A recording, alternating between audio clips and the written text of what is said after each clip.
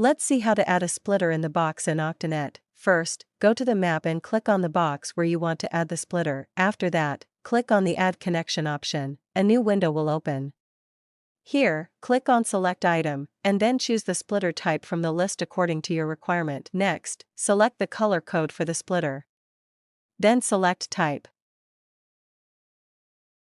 Once you have selected all the required details, click on the Save button. Now, you will see that your splitter has been added successfully inside the box. After that, go to the View Core option. Here, you can manage and edit your core connections. In this section, you can join your core connections by selecting the correct input and output cores and connecting them as required. Click on the Confirm button. That's it.